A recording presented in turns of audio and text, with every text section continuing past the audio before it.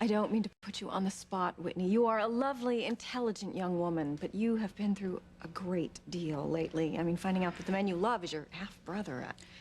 Yeah, it was traumatic. I can't even imagine the shock. So you can... my curiosity about how you came to be in love with my son so soon after such a traumatic experience. I'm not attacking you. It's just... he's my son, and I'm concerned about his happiness. Well, of course you are. I mean, I understand why you would be worried about him. No, I didn't say worried. No, I just want to make sure you're not on the rebound, that's all. Well, don't worry about it, Mother. That's not Whitney, okay? She'd never take advantage of someone like that. She's far too honest. She doesn't have a deceptive bone in her body. No, Fox, it's okay. I mean, I understand your mother's concern. But you know what? I want to assure you that you don't have anything to worry about.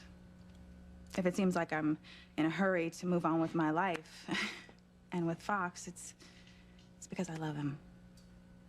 And I don't want to lose him. Well, don't worry about it, because that's not going to happen.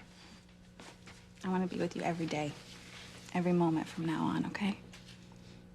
And I also want to make sure no other girl comes along and snatches you up. Well, that's impossible, because I love you now and forever.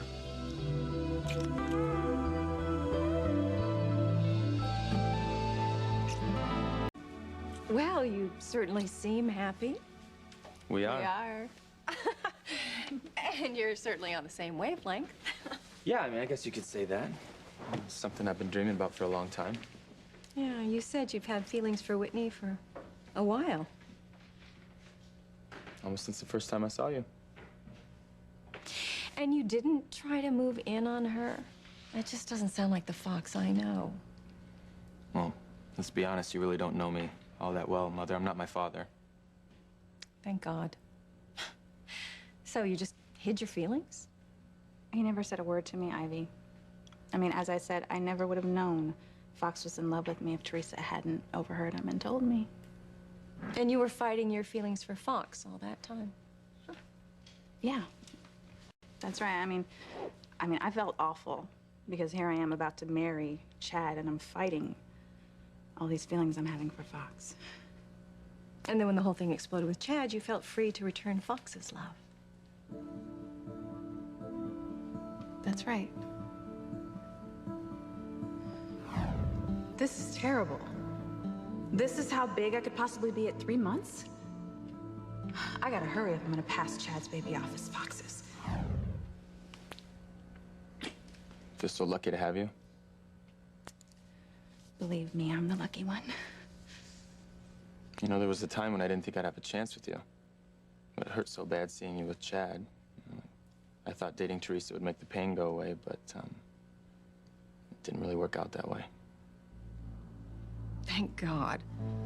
My son with Teresa, that would have been a fate worse than death. It just must have been devastating to find out that Chad was your brother, especially when you're planning on getting married. Well, yeah. It was horrible.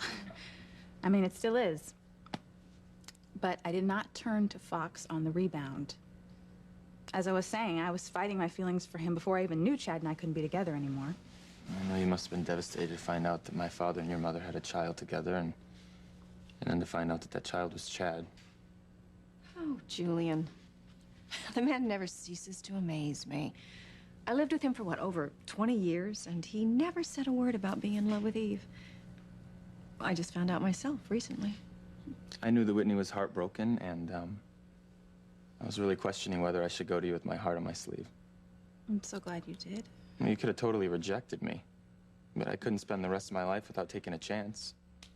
Well, I just have to say I'm sorry for being mean to you all those times. You were mean? Yeah, I was. I was mad at Fox for being in love with me. I know that sounds crazy, but, you know, I was just upset over everything that was happening with Chad. And I thought Fox was going to be just like his father. I thought he was going to abandon me like Julian abandoned my mom. I'd never do that. I know that now. You're such a good man. You raised a wonderful son, Ivy. I think he's wonderful, too. But I can't take any of the credit for that. Fox and his sisters were raised in boarding schools while his father and I jet-setted our lives away. What a waste. And how cruel we were to leave your sisters and you to be raised by headmasters and mistresses.